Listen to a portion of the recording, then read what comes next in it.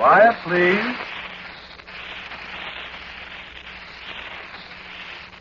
Quiet, please.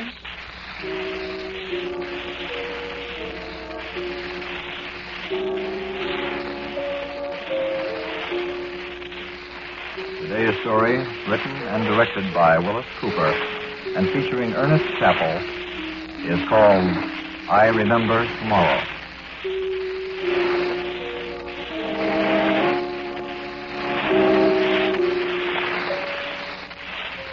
Could you tell me the time, please? Oh, thank you. I didn't see the clock. Thank you very much. I just wanted to see how much more time I have before a certain thing happens. I wanted to see if I have time enough to tell you what's going to happen, because certain things should be done after it happens, you see. And I'm rather afraid that it'll be up to you to do them. I won't be here. Let me see, Howard, I'd better start. Perhaps it would be best if I gave you their descriptions. The three men, I mean. You'll forgive me if I sound a little confused occasionally. I've so many things to remember, and so little time to remember them all. Oh, yes, the descriptions. There are three of them. Lauterbach, he's about medium size, probably 40 years old, has red hair and a heavy red mustache. Lauterbach seems to be the boss, or perhaps I should say leader. And the second one is Greg. Greg is a large man. Stocky, I should imagine you would call him. He's around 50, smooth-shaven, has sandy hair just turning gray. And Frank, I'm afraid I don't know his last name. Frank is all I've heard him called by the others, and I'm certain that's his first name. Frank wears glasses with heavy bows. He has black, thin hair. And he's young compared to the others. 24 or 5, I should say. They're all very dangerous men, I'm afraid. Of course, I didn't realize at first that they were dangerous men, but the events of the past few days have demonstrated to me that they are. And as I shall show you in a few moments, I now have incontrovertible proof that they're extremely dangerous. It is quite fortunate for you that they do not know I am talking to you. However, if you will do exactly as I ask you, I feel reasonably sure that there will be no serious results for you. For myself, I already know the outcome, and it is quite impossible to change that. But your task is to bring to justice the men who murdered me. Or should I say, the men who are about to murder me. Let me start from the beginning, as we'll enough time. My name is Garrett Faber. I am by profession what careless newspaper writers call a scientist. By avocation, I am a gambler. A singularly inept and unfortunate gambler, an enthusiastic one. In addition, I am afraid I drink.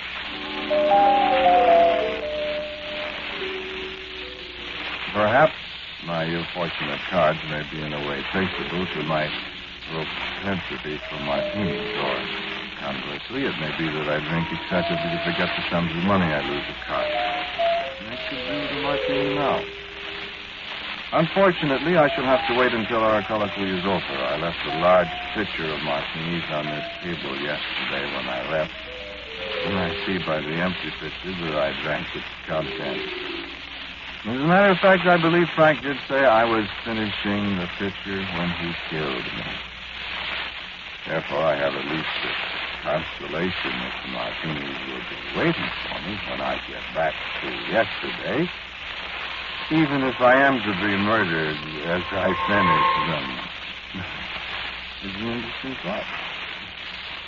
I know it sounds like what Lauterbach calls double talk, doesn't it? But you'll understand it all presently if you listen carefully. I find many interesting subjects of thought in this room. One of them is the partially dried stains on the carpet. Stains, blood stains, where I fell. Here, may I look at the clock again? So that's the hurry. 1 month ago today, 1 month ago yesterday, I was sitting in a certain saloon. I was quite thirsty. It was a warm day, and I unfortunately had no money for the purchase of any kind of liquid refreshment.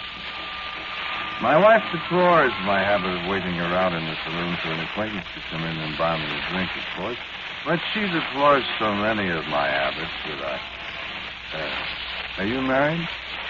Well, don't you understand? Well, it seems my acquaintances had other things to do that afternoon, and I, it appeared, was doomed to sit and perspire and envy the more fortunate patrons of the saloon who had the wherewithal that I lacked. I had about given up in despair when a voice at my shoulder spoke. Aren't you Dr. Garrett Faber? With some surprise, I answered it. I am afraid you have somewhat the advantage of me, sir. My name is Johnny Lauterbach, Dr. Faber. This is Mr. Gregg. How do you do, sir? And Frank, meet Dr. Faber. Pleased to meet you. Dr. Faber, will you have a drink with us?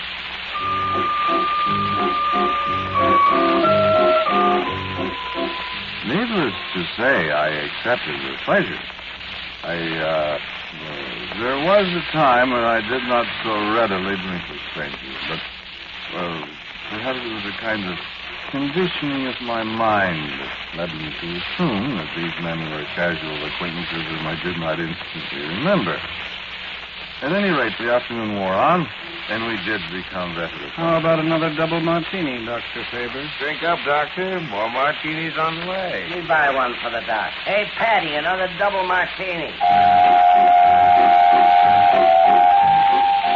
And I am afraid that was the last I remembered of that afternoon. The next morning, however, I recall distinctly. I had a transcendental hangover. And I was not at home. My 3 drinking companions were still with me. John E. Lauterbach. Mr. Gregg and Frank. Mr. Lauterbach was good enough to produce a bottle of something, from which he poured me a large tumblerful. I drank it gratefully, and the dark clouds in the room dispersed a little. A second tumblerful, and Dr. Faber was almost himself again, such as that condition might be. I reached for a third glass of whatever. That's enough for now, Dr. Faber. one more and you'd be on your ear again. You feel all right now. Gentlemen, I am a trifle foggy. Could one of you tell me where we are? Where we are isn't very important right now, Dr. Faber. It's where we're going to be, Doctor. Yes. I'm afraid I don't quite understand. I'll tell you, Dr. Faber. Yes, you talk, Mr. Lauterbach. Sure, we'll listen. Well, now. Doctor, you used to be one of the most brilliant physicists in the business.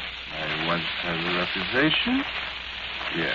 But bottles and that racket doesn't seem to mix. I can testify, my friend, to the truth of that statement. You haven't had a job in quite some time, have you? Not in quite some time. You gentlemen thinking of offering me a job? We might. A temporary job With a lot of dough attached. Would this be an honest job? It would require laying off hard liquor for a while. and staying out of sight. And the payoff that'll kill you, Doc.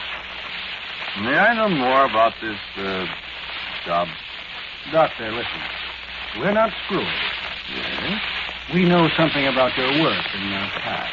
Well, I understand then why you use the word screwy. You may remember that the character of my work is the cause of my dismissal from the university. That's probably what put you on the bottle. Quite. We don't care about that, Doc. Thank you, Frank. You are, Mr. Lauterbach. Well, again, You were investigating time and space relationships, if that's the scientific name for it. That's essentially correct. The university took a rather dim view of some of the reports of my work that appeared in the public print. I remember that. They kidded the pants off you. They did that indeed. But we think you're on the up and up, Dr. Faber. Well, now, I'm most assuredly very grateful. That's why we want you to do this job for us. You ought to do it standing on your head, Doc. I'm afraid you haven't told me yet just what the job consists of. Perhaps I can't do it. Perhaps I should telephone my wife. We phoned. Only did. We told her you'd be busy on a new project for a few weeks and couldn't get home. We also mailed her $200. Your retaining fee, see? You'll be very happy to receive some money. I'm afraid I haven't been able to supply her any for some time. We figured you'd take the job, Doctor. And $200 is not much of an investment. Not when you figure it against what this job will make for us. Gentlemen, I'm still in the dark. Well, Mr. Lauterbach will explain it to you. Yeah. Come on, Mr. Lauterbach. Dr. Faber, according to your experiments and stuff, time is, what did you said, relative. That's correct, sir. You said it's something like air or water, didn't you? Well, that needs a little amplification. He said you could move around in time, like you move around in air and water and stuff. In theory, gentlemen, I believe that possible. That's fine. Could you prove that theory, Dr. Faber? I was dismissed from the university before I had an opportunity to do so, Mr. Gray. You could prove it, though, huh? I have reason to believe that I could. Yes. And, might I ask the purpose of this discussion, gentlemen? Why, sure, Doctor. Certainly, Dr. Faber. Sure. We want you to make a time machine for us, Doc. Frankly, I was flabbergasted. You gentlemen hardly seem the type who could conceive of a time machine, much less casually order one. I hesitated. I said I wasn't sure I could do it. You can do it all right, Dr. They Faber. said it would cost a great deal of money. We'll get up the money, Doctor. I said it would require considerable time. We can wait, Doc. The payoff's good enough. We can wait a long time. And so I naturally asked about this payoff. Have a small drink, Doctor. Obviously, I accepted the challenge. Obviously, I constructed a time machine. Otherwise, how could I be talking to you from tomorrow? How could I be speaking to you at 10:13 p.m. Eastern Daylight Saving Time on Monday, July 28th, when you are as obviously listening to me at 10:13 on Sunday, July 27th? I don't know where you are. Of course, you may be listening to me in another time zone, perhaps at 6:13 p.m. Pacific Standard Time or 7:13 Mountain Time. You see, don't you, that time is relative? That's the whole secret of time travel. I'm still not going to detail the machine. To me, it is relatively simple, although it's immensely complicated, as you may imagine. The machine lies before me on the table here, a rather fragile little device looking something like a camera. But its fragility is deceptive.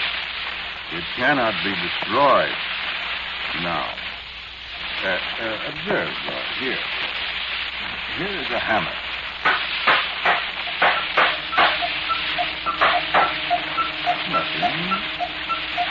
Nothing whatever happens. And for a very excellent reason. The machine cannot be destroyed now. Tomorrow, because it must go back with me before long to what is today, to you. If I could destroy it now, it would be impossible for us to go back, and the whole experiment would have become impossible. You follow me? Well, no matter. I have some things to show you. Let me go back to the afternoon when I first was certain that I had a rudimentary time machine that would actually work. I had consumed a great deal of liquor. Mr. Lauterbach, in his friends, was very generous, and I found, strangely enough, that drinking did not seem to affect my workmanship or my thinking. Well, perhaps it did. Perhaps without it, I might not have been able to build a device already, which I had not built. Lee, it is Now, it works, and it has already performed its function. My, shall I say, sponsors were most curious that afternoon. How are you going to prove it works, Dr. Faber? Send something into the future? Send what? Not me. I rather think we will try an inanimate object first, gentlemen. The pencil there. Yes, the pencil. Can't hurt a pencil. Well, If this works. If it works. Oh, man. How long will it be gone? for the purpose of the demonstration, I shall send it away for, only a few seconds. How far away? Shall we say, tomorrow? Yes. Tomorrow. Very well. That's far enough. Very well, tomorrow. 5 seconds. There we are. Are we ready? Yeah. Sure. Watch then.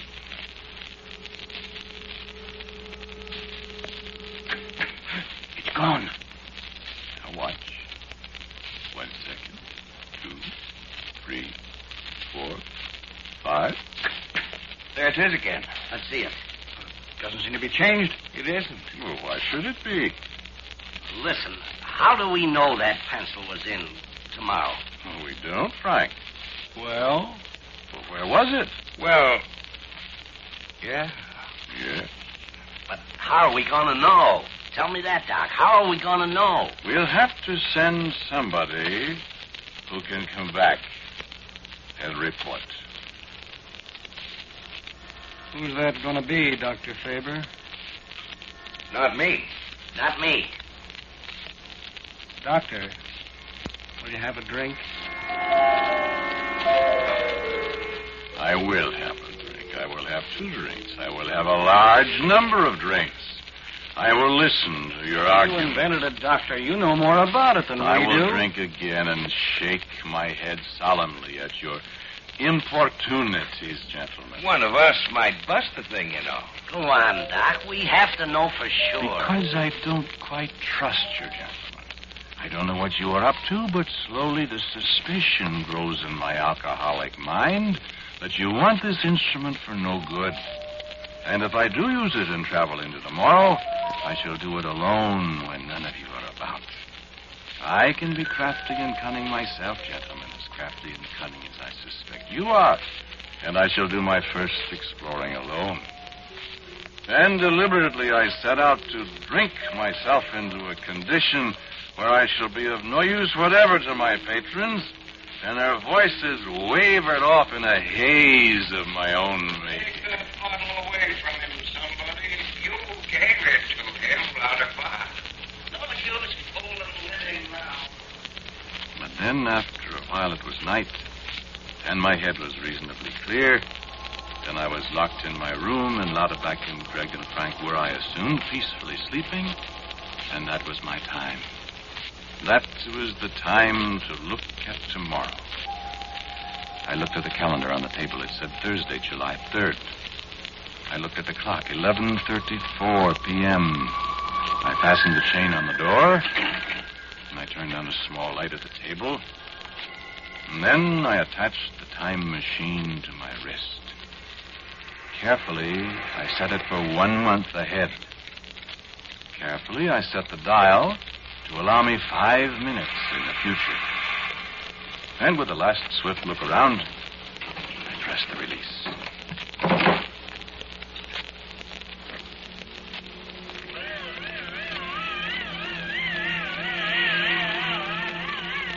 It was not an unpleasant sensation.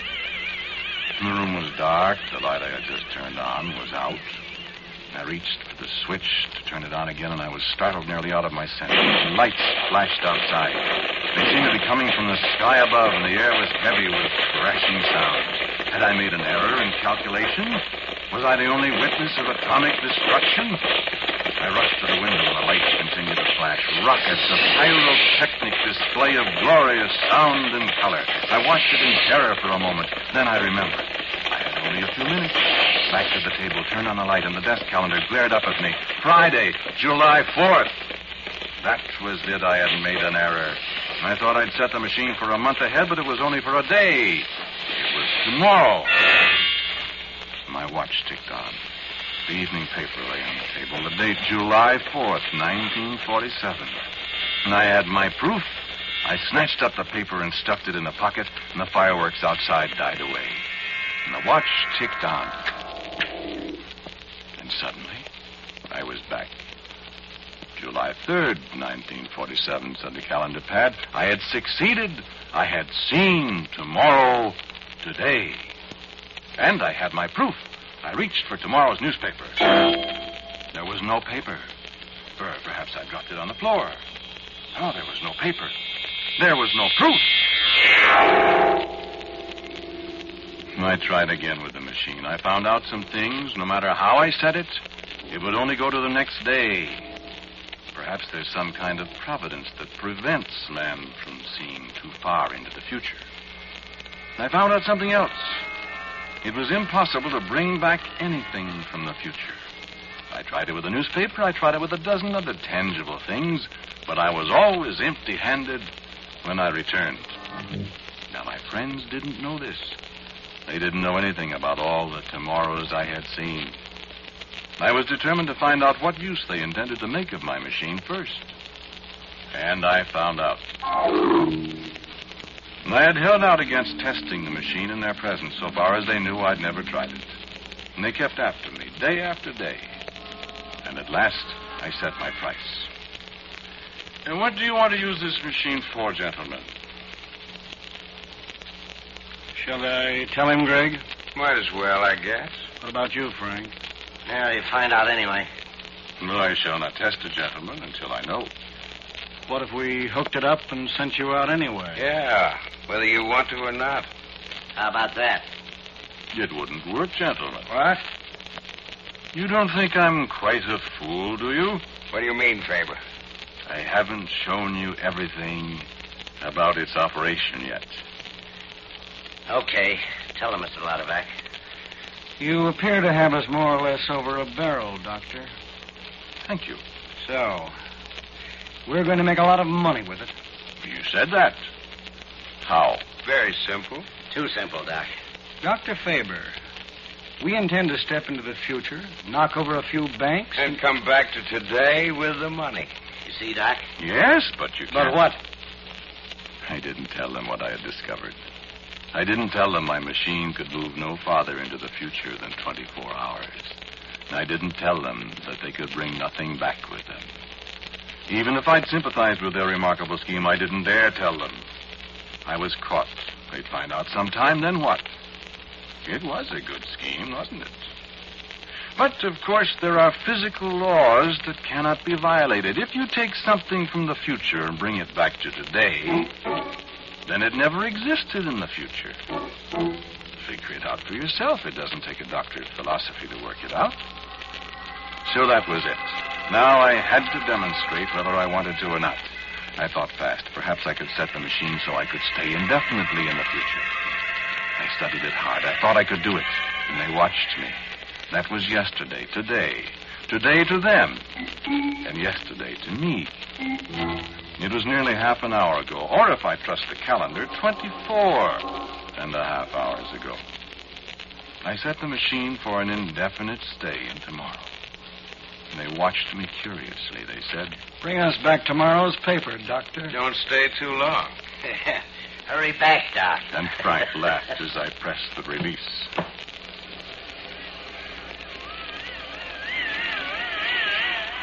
Now it's tomorrow here. And you've got to help me. Because I can't stay here indefinitely. I'm going back. The machine works automatically. It'll take me back whether I want to go or not. Do you want to know how I know? Well, a little while ago, I was sitting here alone. Tomorrow's paper was on the table beside me. And the door opened, and they walked in. I spoke to them. Hello.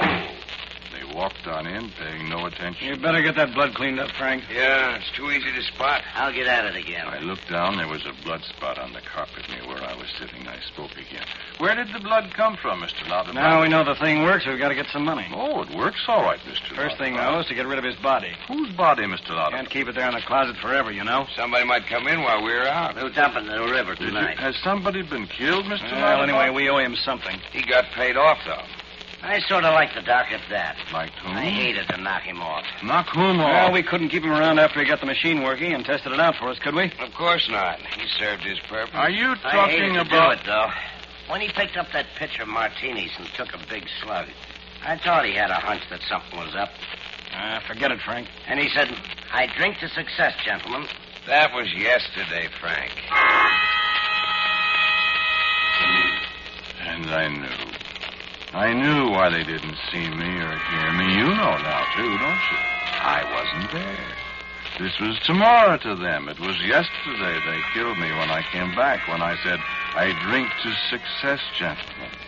I wasn't there in the room when they talked about it. I was dead. So I know now, and you know, I've got to go back. I've got to go back and be killed. Nothing can stop that. I should have known. But you've got to help me. You've got to send the police here. They've got to be captured before they can use my machine. Think what they can do with it. And they're murderers. They murdered me. You will help, won't you? Oh, yes, you will. Yes, you will. I know you will, friend. You did help. Yes, you did. It says so right here in tomorrow's paper. Look. You've got to help. They can do so many terrible things with my machine. No, I know they can't bring anything back from tomorrow with them, but they can kill. You will help. Let me read you what tomorrow's paper says about what you did. Oh, I'm afraid I didn't read it all the first time. I'm sorry, friend. No, I'm terribly sorry. But, well, listen. Died this afternoon as a result of wounds suffered in the capture of the 3 men. That's you, friend. That's you that's to be killed tomorrow trying to help me. No, you can't change it. You can't change it any more than I can. Oh, the machine is buzzing again. I'm going back. I'll pick up my drink and I'll say, I drink to success, gent. Well, Doctor, did you make it? I drink to success, gentlemen.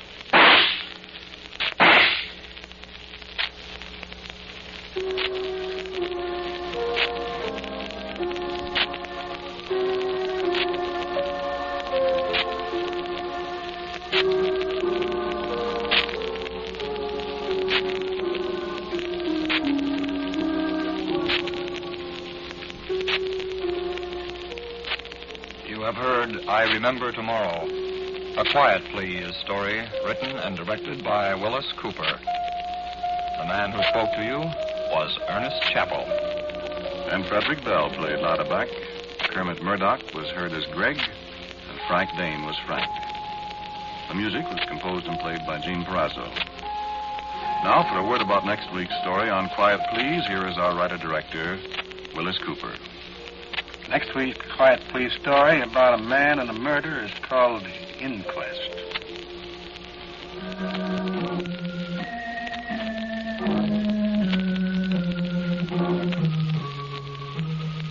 And so, until next week at this time, I am quietly yours, Ernest Chappell.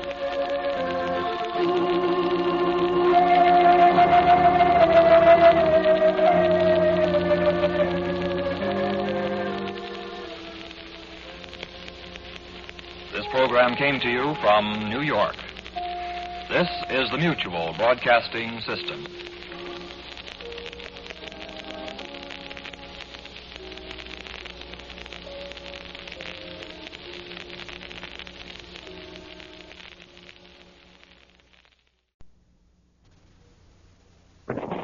Mutual Broadcasting System presents the first of a series of new and unusual dramatic programs written and directed by Wyllis Cooper and featuring Ernest Chappell.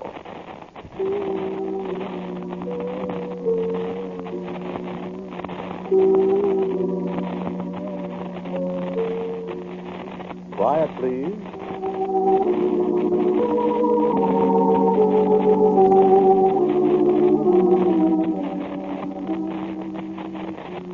Quiet, please.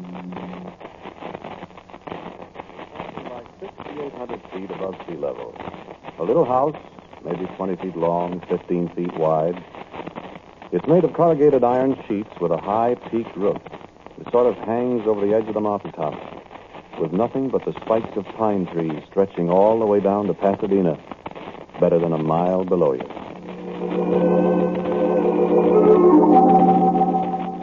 You ever get out to California? Well, if you do, go up there sometime and take a look at that little house. But look at it through the fence that surrounds it. That's far enough, through the fence. You go out Foothill Boulevard toward Pasadena, but you turn off on Angeles Crest Highway at La Canada. Just keep on driving uphill, and you'll get there. Just keep right on going. The top of Mount Wilson is the end of the highway. You ever look through a big telescope? At the sky at night? At the things up there?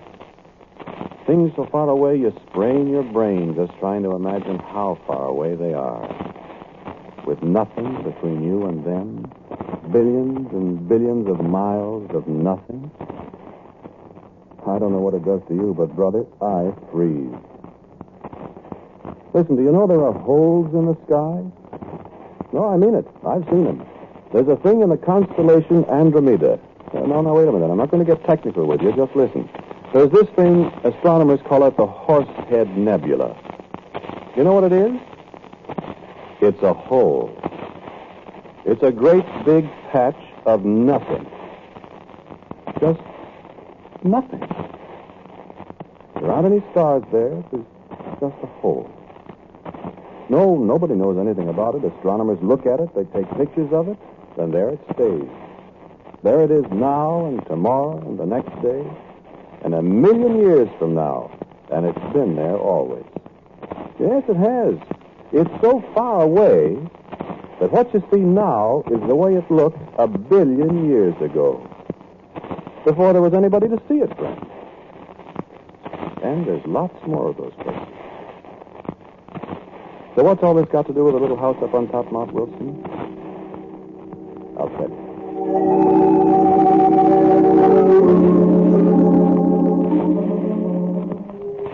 This was quite some time ago. I'd been living in California, see, for several years.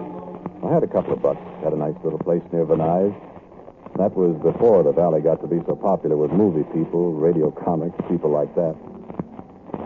And it wasn't bad living alone, waking up in the middle of the night hearing the Southern Pacific Lark whistle for a crossing out around Chatsworth, listening to a dog howling way out across the valley, going back to sleep.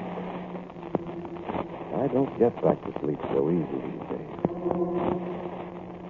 Well, these people from Cleveland were out there, Aldo Minucci and Hugh Grant. We used to be great friends, Aldo and Hugh and I, so nothing would do but they'd come to stay with me.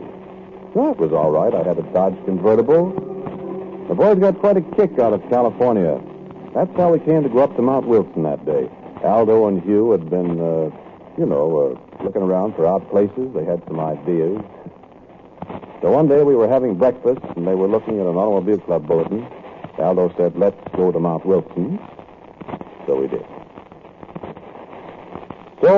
did. I'd been up there once before. You know how it is in California. I knew everything. Well, I thought I knew everything. I found out different. We were inside the big dome where the 100-inch telescope is. It's like being inside a giant's watch. The telescope is in the middle, a big spidery framework with the ladders climbing all over it up under this dome. The tourists stand on the kind of a catwalk around the edge while the astronomer explains as much as he thinks the apple knockers will understand. There were just a few of us that day standing close to a little kind of pulpit, listening with our mouths open. Yeah, it is like a pulpit. I got to thinking that day how the astronomer looked like a priest up there. A nice old white-haired fellow, like a priest. And I was thinking he was talking about the heavens, too. I'd seen it all before, but my mouth was as wide open as Hugh's and Aldo's. And the Earth is moving through space, too. It moves around the sun at the rate of about 18.5 miles per second. So therefore, you see, we must, in order to keep this telescope focused accurately on the celestial objects we are observing, neutralize those motions mechanically. The telescope itself, as you will observe, is controllable in any direction by this motor. Watch it at the figure. Notice the motion of the telescope. And the final movement, the rotation of the entire dome exactly synchronized with the speed of the Earth through space. Watch through the shutters above you, please.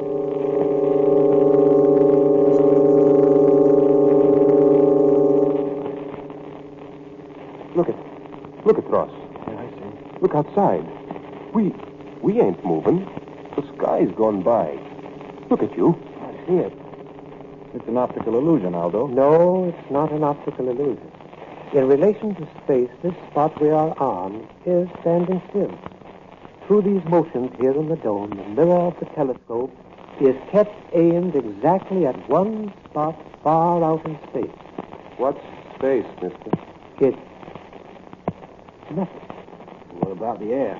There are a few miles of air, my friend, and then nothing. Huh. Oh, stars. Yes, stars. And the places where there are no stars.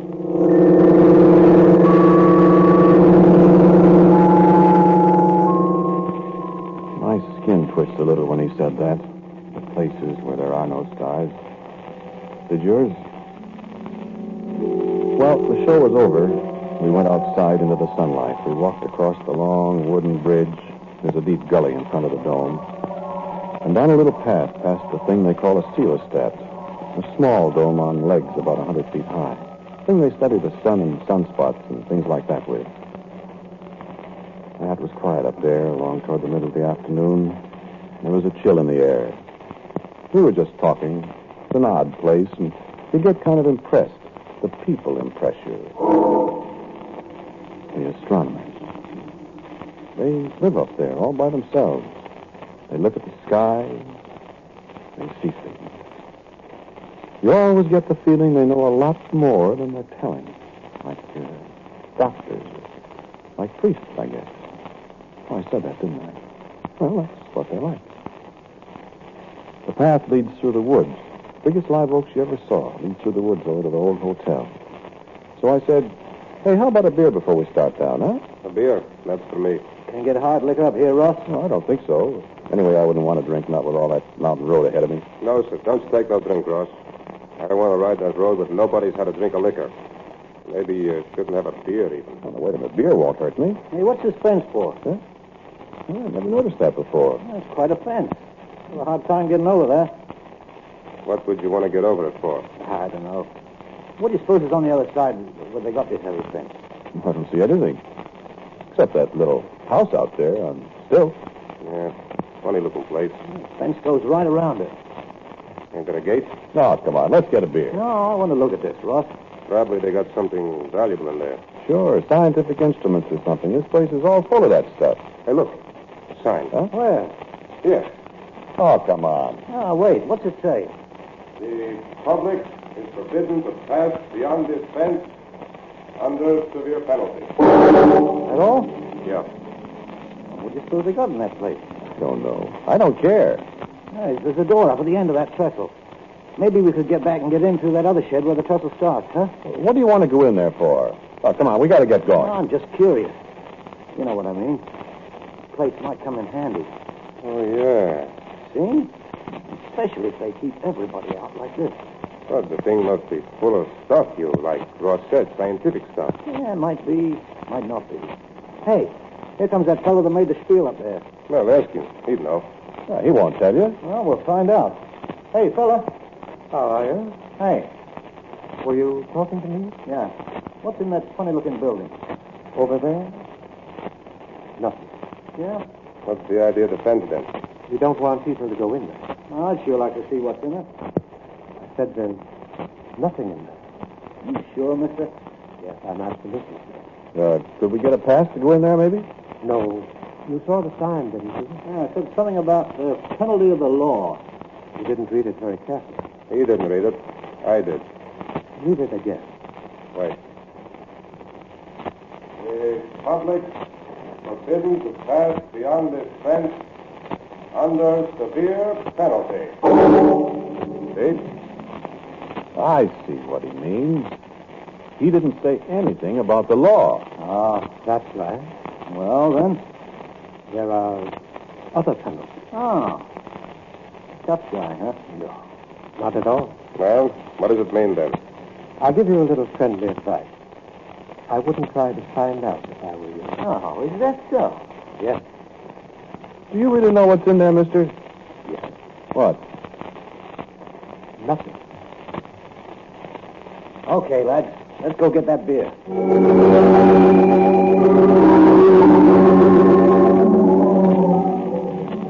Well, of course, you know it was up. You're way ahead of me. My Cleveland pals weren't in California just for a vacation. There was a bank I'd had my eye on for a while out in Pacific Palisades. It wasn't the first bank that Minucci and Hugh Grant and I had worked a deal on. I didn't go much for this place up on Mount Wilson with nothing in it and a fence around it.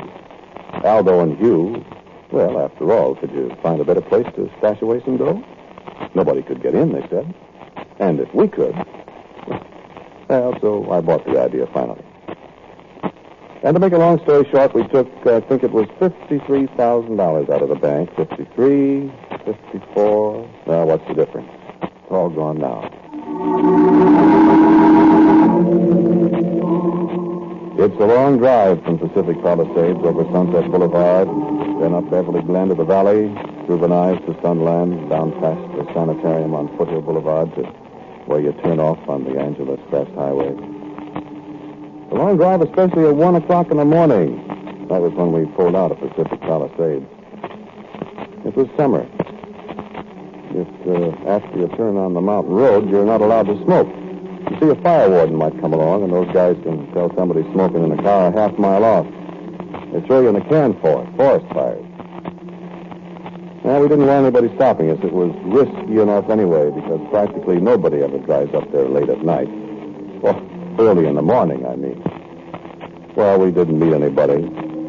All three of us were jittery with no cigarettes. That road. Tough enough in daylight. Oh, in the dark.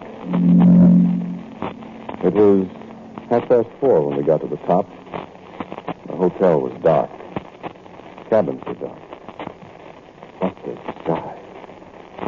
It was just like socks with stars. Why, you could pretty near reach up and touch it. I remember the old guy in the 100-inch dome. Nothing between us and the stars. And down below, well, if you've ever been up there at night, you know what I mean. Just like looking down at stars. The lights are 17, 18, 19 pounds. Pasadena, Los Angeles, Hollywood, Venice, San Fernando, Culver City, Santa Monica. It makes my hair stand on end when I think of it. And I haven't seen it for, never mind how many years. Well, we stumbled through the pitch dark. We got off the path 3 times, nearly fell downhill. And, brother, that'd be a fall. We still couldn't risk a cigarette. It was dark.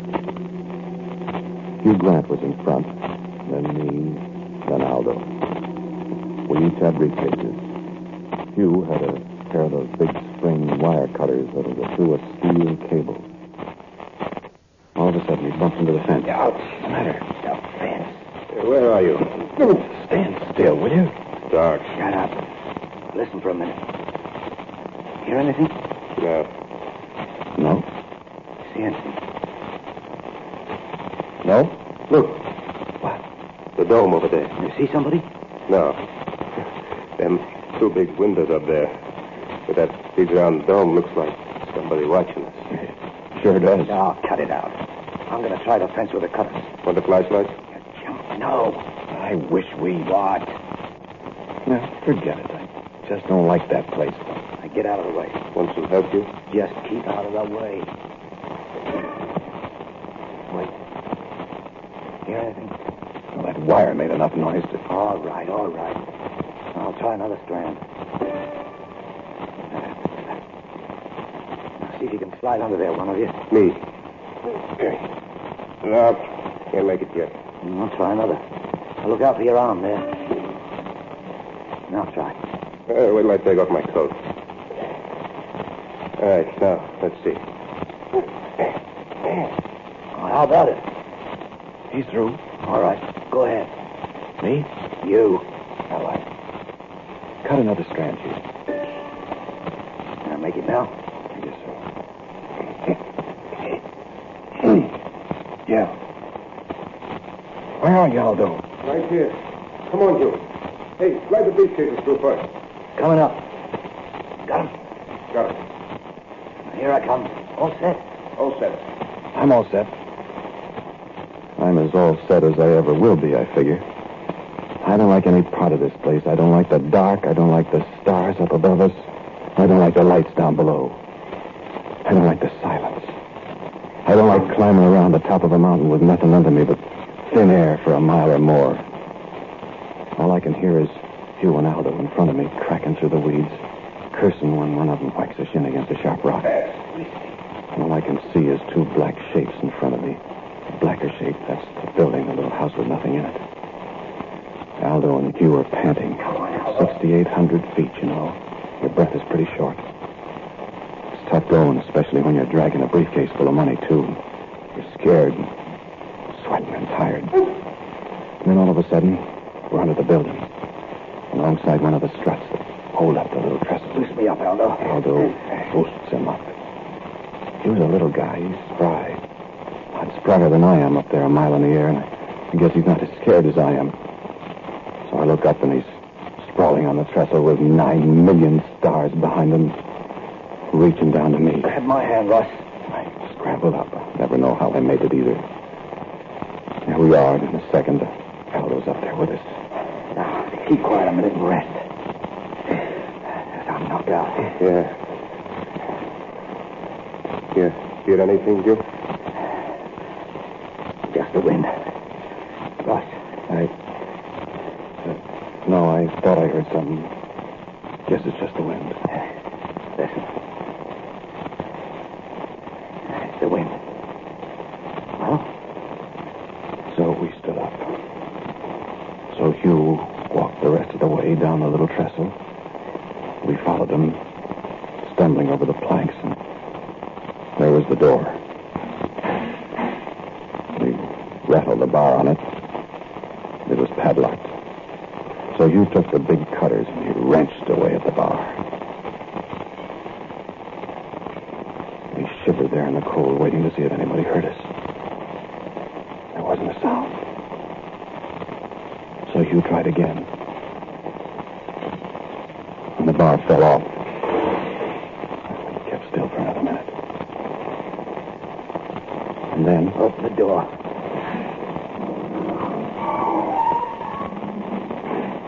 Hey, where's the flashlight? Wait. Nobody can see us. Put your fingers over it and turn it in there. Okay. I don't see anything. Well, the guy said there was nothing in there. I can't see a thing. Open up the light a little more. I got it open. Oh, black in there. There's something the matter with the light.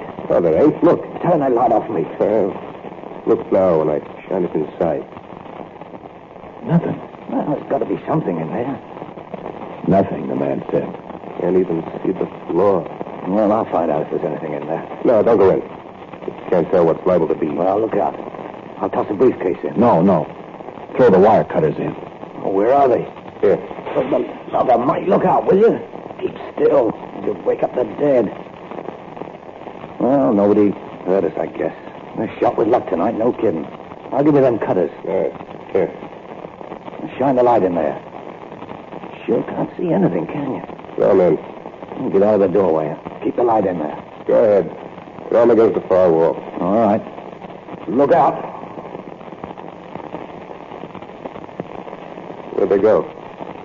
Tossed them hard enough to bounce. Move the light around. I can't see a thing. I can't either. There ought to be. The light just kind of seems to... Oh, cut it out. There's probably some kind of stuff on the floor. Powdered. Maybe they fell into it. Here, stand to one side, Ross. What are you going to do? I'm going in to look around. You got a gun, Aldo? Just a little 32. All right, come on. Russ, you stay here and watch. And listen, I wouldn't go in there, Hugh. Nobody asked you to. I'm going. Come on, Aldo. Listen, you. You've got the screaming Mimis, too.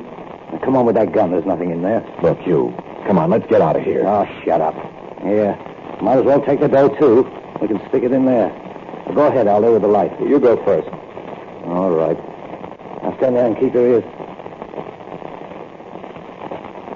Hey, Hugh. Where are you? Can't see him. Listen, Aldo, don't go in there. I got to. Hey, Hugh. Hugh. Where are you? Listen, Aldo. Keep your eyes and ears open now. We'll be right back.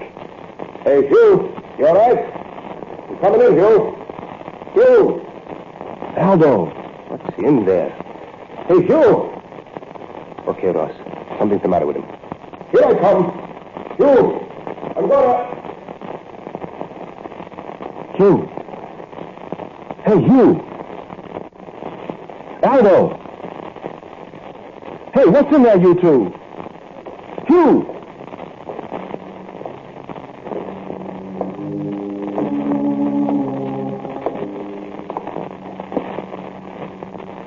I can see you. You can stand up now. They won't come out, I assure you.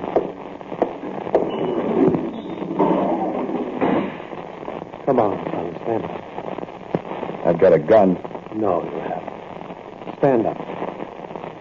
When my friends come out... They're not coming out, my friend. Stand up. You wouldn't believe me when I told you. What's in there? What's in there, I said?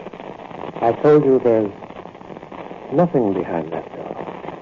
My friends went in there. They're not there now. There's nothing in there. You understand me? There's nothing in there. Listen. No, you listen. No, I suppose it would do no good to tell you. Tell me what? I'd better show you. Show me what? Come with me. No. Come with me. I won't. You've got to... Wait.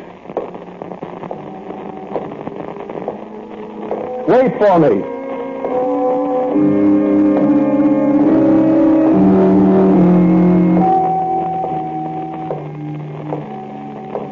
Across the little trestle, away from the door, he closed on my friends. Through another door. Into a long shed in the dark. And I was glad I couldn't see the stars. Out another door at the end of the shed. Down the path past the coelostat, reaching up into the sky, shining in the starlight, looking like one of those visitors from Mars you heard about on the radio. Across the little wooden bridge with the two eyes of the 100-inch dome staring down at me and a cold wind coming up the other side of the mountain. And up the ramp into the dome itself.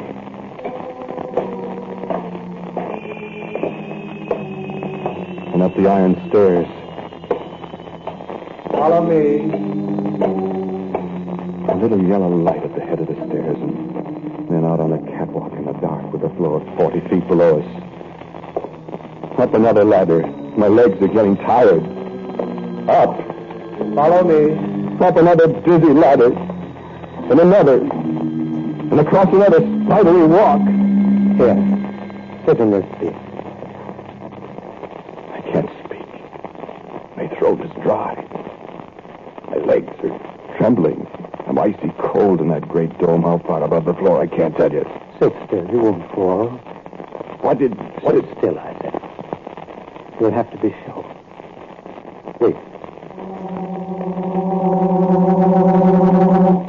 Magnetic destination. You can look now. Look. At what? Look through the telescope. No. Look, son. What do you see? Stars. Millions of stars. Wait.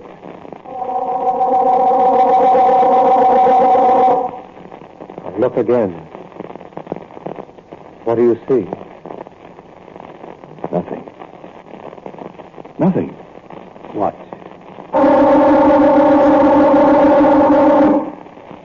Now?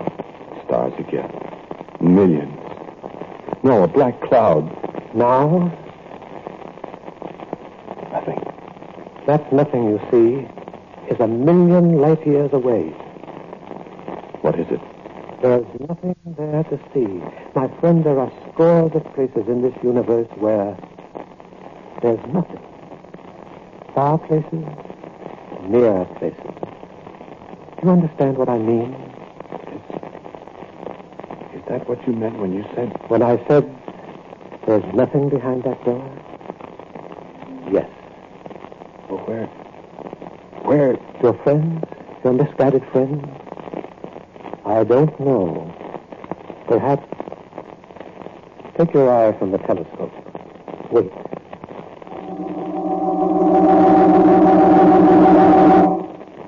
Look now, if you dare. Well, what? Look.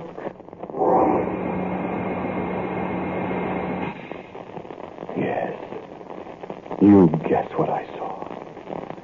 You guess what I saw clawing through black clouds of nothing. You guess what eyes I saw. I saw nothing.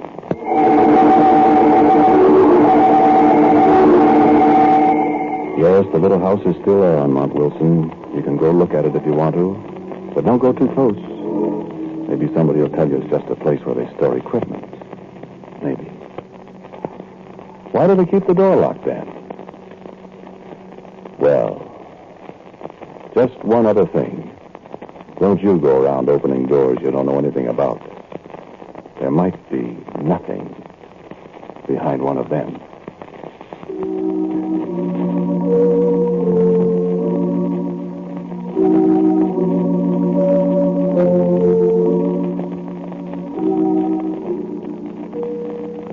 You just heard Quiet Please, which is written and directed by Wyllis Cooper. The man who talked to you is Ernest Chappell. And the man who played Aldo Minucci is Martin Lawrence. Pat O'Malley was Hugh Grant and James Van Dyke, the astronomer. The music was composed and played by Gene Palazzo. And now for a word about Quiet Please for next week, here is our writer-producer, Wyllis Cooper. Bill? I've written what I think is an exciting and unusual love story for next week, Chappie. We'll welcome as our guest the charming star of stage and radio, Claudia Morgan. Quiet Please for next week is entitled, I've Been Looking for You. Until next week, then, quietly yours, Ernest Chappell.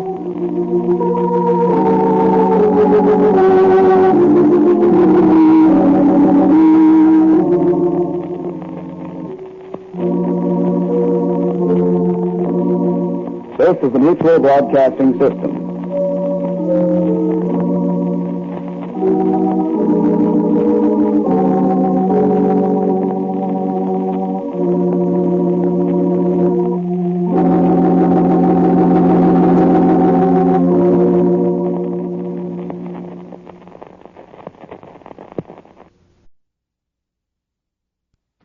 Quiet, please.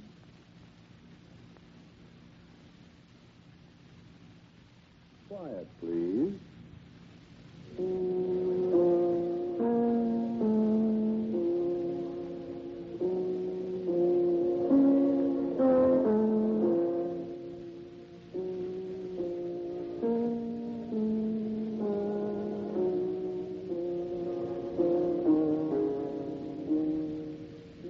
The Mutual Broadcasting System presents Quiet, Please, which is written and directed by Wyllis Cooper and features Ernest Chappell. Quiet, Please for tonight is called Be a Good Dog, Darling, and comes to you transcribed from our studios in New York.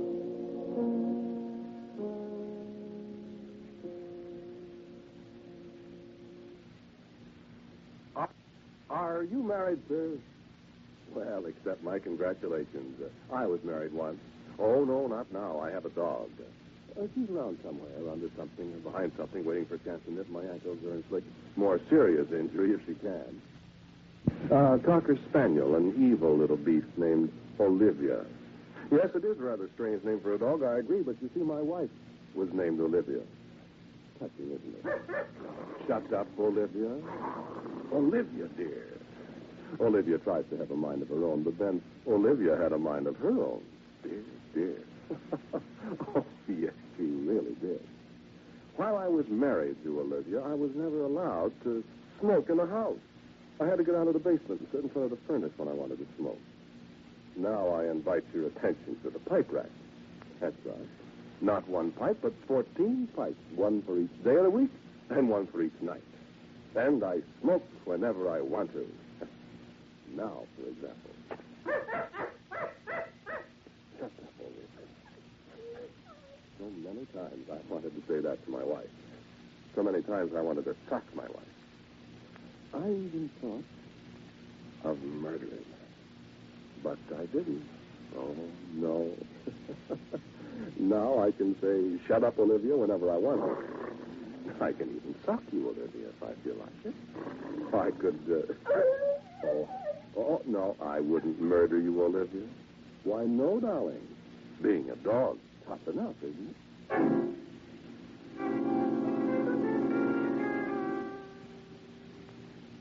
I don't suppose you ever met an encyclopedia salesman before, did you? Socially, I mean. I may have called upon you at your home, possibly, but I doubt you'd remember me. That's one of the secrets of success as a salesman of encyclopedias, sir, to submerge one's own personality in the personality of the product. No man, however impressive, can possess the sheer impact contained in those 24 volumes bound in half Morocco, complete with index and yearly supplement, and yours for only $8 a month. What? For heaven's sake. Excuse me. Do excuse me. You can understand, though, why it is that I've been something of a success in my profession. I live, eat, drink, and sleep encyclopedia. Be still, Olivia. Yes, Olivia knows. Don't you, darling? I'm not going to talk to him, I did. I was saying, what was I? Dear me, I seem to be getting absent-minded. I must do something about that. I was saying that an encyclopedia is not only a cultural thing to have around one's domicile, but it's actually useful as well as ornamental. One can find the most amazingly useful ideas in an encyclopedia. Some things you'd never suspect even. And useful. Oh, my. Oh, I'm not trying to sell you an encyclopedia, sir. It's really after hours, although I always say that a true salesman keeps no office hours. He's something like a soldier, I always feel, advancing, retreating. Did you hear that? That's just the way my wife used to act whenever I talked to her. Olivia, you're wonderful. But shut up, darling, or Papa will smack your caboose for you with a slipper. Oh, that's right, you ate the slipper. Well, I shall buy another one. I shall buy a pair, Olivia. Strictly special purpose. You see, dear little dog, Olivia, human beings have advantages that little dogs don't have. Human beings can go to stores and buy things, and little dogs can't. You get Papa, Olivia? No pretty hats, no new fall coats, no new shoes, not a thing. Isn't that awful? What? Oh, what? Sure, she's crying. Olivia cries a lot when I talk to her like that.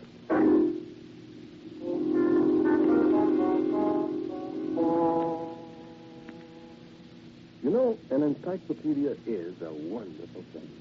Just think what the encyclopedia has done for me. Oh, yes, I make a surprisingly comfortable living, sir, by selling it. But I suspect that I am probably the only encyclopedia salesman in the world who reads his product. It has taught me a great deal. Let me give you an example. Just select any volume there at random. Just any volume. This one? Good, volume 6. Math to Nug. My, isn't that a coincidence? Even Olivia sees what a coincidence it is. You know this volume, don't you, Olivia? You certainly do, darling, don't you? Shut up, dear. It really is a sensational coincidence, sir, that you should pick this volume. Look how it opens.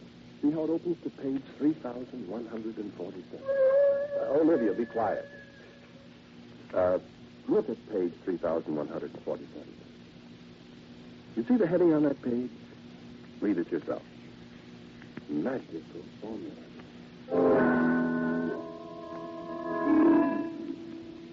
Yes, sir. That was Olivia's downfall. Oh, I didn't believe in magic either, but I was awfully tired of Olivia. Well, I won't tell you all the things she did to me.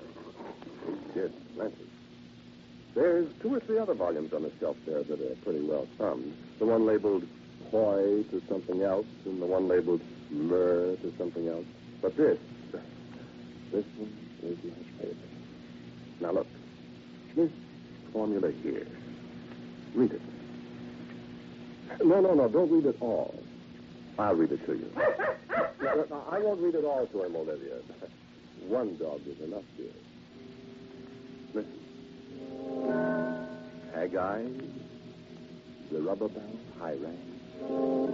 Be this one no more humankind. Be this one no man, no woman, no aught. Be this one furred and pawed. Be this one fanged and clawed. Be this one dogged. Do you feel strange, sir? Do you feel your hackles begin to rise? Well, don't worry, I won't read it all. Look at Olivia. Be a good dog, darling. Oh, yes, that's right. Yes, I tried it one night. One night after Olivia, my wife, had been exceptionally fine. She'd gone to bed. I went upstairs with this volume, opened at page 3147 in my hand. Olivia looked charming in her sleep. She was a taffy blonde. Hair just the color of the little cocker there. All I did was read the formula all the way through. And as I whispered the last words, the ones I didn't read to you, why, there on the bed was the cutest little cocker spaniel you ever saw, all tangled up in a nightgown.